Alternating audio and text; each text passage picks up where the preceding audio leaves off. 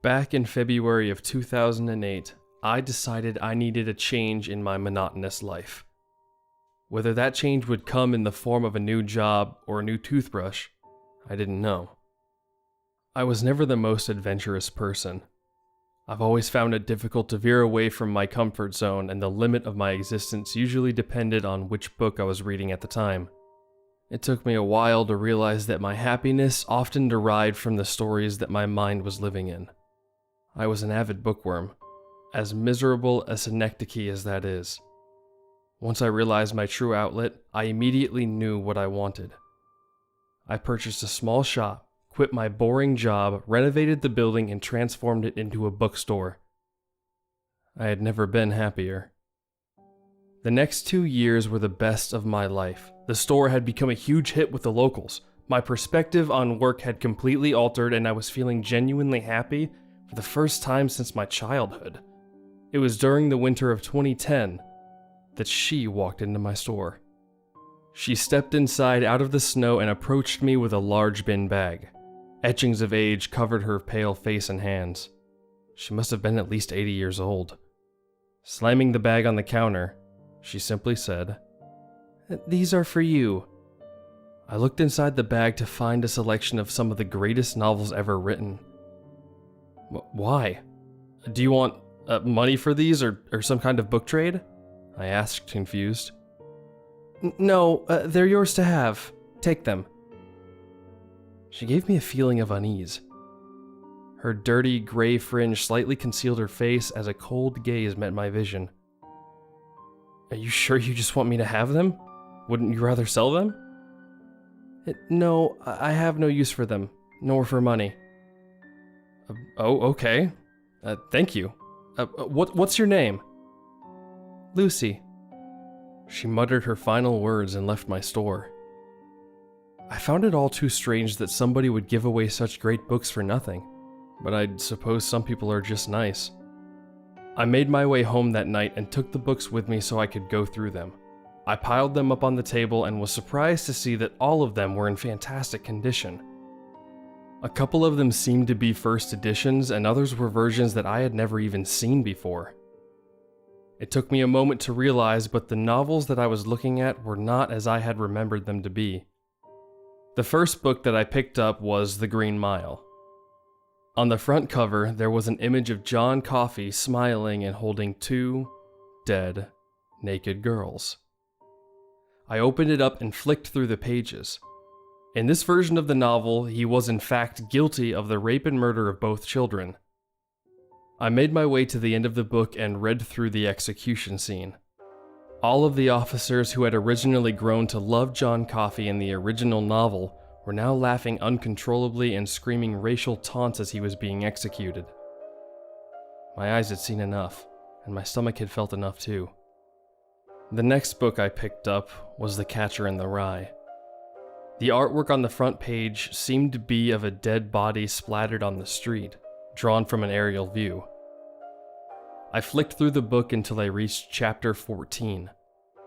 After Holden Caulfield speaks of messing with the idea of suicide, he suddenly breaks down in tears and jumps from the window, cracking his skull on the pavement below. The book abruptly ended after that. I then picked up Lord of the Flies. The defining image on this novel was of a large child with the face of a pig. He was covered in blood and surrounded by decaying corpses. After grazing through the pages, I reached a point of the story in which Piggy is described as being non-human, vicious, and a hungry animal. A chapter or so later, Jack insults Piggy, which leads to him losing his temper and ripping him apart. Piggy then decides to kill and eat the rest of the children. The remainder of the book is the same line repeated over and over. Piggy sat alone on the island waiting for death. I read through the few books that were left in the pile, and they had all been changed in some sick way. The Great Gatsby, Wuthering Heights, To Kill a Mockingbird, Ulysses, every one of them. Just as I reached the bottom of the pile, I noticed that the final book was one that I had never even heard of before. It was called The Last of the Sparks. I found this slightly unnerving as I immediately paired it with my name, Aaron Sparks. Still, it was just a book. The front cover was of 6 gravestones with words too small to be read etched into the granite. I looked up into the top corner of the book and noticed that there was a sell-by date on it. June 4th, 2013. I nervously opened it up to the beginning of the story. Chapter 1. Alice Sparks. My stomach dropped as I read my mother's name upon the page. I felt dizzy and confused as I anxiously made my way through the chapter. It seemed to detail a regular day in the life of the character, until I reached the last page. Alice was crossing over the road when the heel of her shoe broke, causing her to fall. She didn't get to her feet fast enough, and a speeding driver struck her, puncturing both of her lungs. I felt sick to my stomach. I put the book down and got straight into bed, hoping for some sleep. I lay awake all night as countless questions ran through my mind. The only thought that managed to put me to sleep was, it's just a book. The next morning when I got to work, I was feeling worse for wear. It wasn't until around lunchtime that I began to perk up and regain a bit of energy. Then the phone rang. I answered the call to my father crying on the other end. I immediately knew what had happened. I closed the shop and ran to the hospital, but it was already too late. She was gone. Hit by a speeding driver, they said. I spent the next couple of weeks helping take care of my dad. Me, my brother, and my sister stayed with him in turns and looked after him. We all looked after each other. It wasn't until a few months later that I picked up the last of the Sparks. And it just scared me so much the last time. I opened it up to page 37. And there it was. Chapter 2. Patrick Sparks. This story was more of the same. A day in the life. Right up until the part in which he shot himself in the kitchen whilst on the phone with his son. I ran to the phone to speak to him, to comfort him. But then I realized what I may be doing. The phone picked up at the other end, and before I could say a word, he was gone. I got my black suit and tie out once more and repeated the same process for another parent. It ruined us all. After the funeral, I refused to touch the book. What if I had been causing these deaths by reading it? I couldn't go through it all again.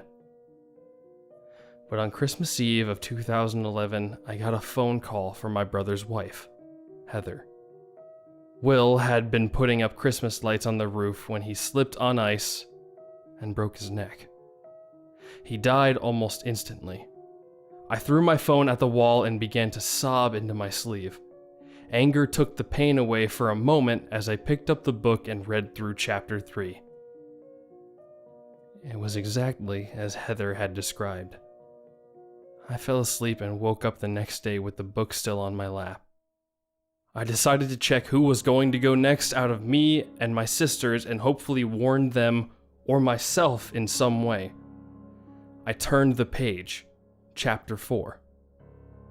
Mary and Sarah Sparks. I rushed through the story as fast as I could until I reached the end. Both of my sisters and their partners would drown in a lake after colliding with another car on a one-way bridge. That same sickly feeling took over me. I met with my sisters later that day to exchange gifts, and I told them as calmly as I could muster to be careful when driving. I had to sound as sane as possible, mentioning the lake, the bridge, and the fact that all 4 of them would be in the car at the same time. But at least I told them. Mary and Sarah drowned 8 months later, in August 2012. After I went to the funeral, I picked up the book and turned to the final pages. Chapter 5. Aaron Sparks. I didn't read it. I'd rather not live in fear for so long, so I decided to save it for nearer the time. After all, there was a sell-by date on it for some reason.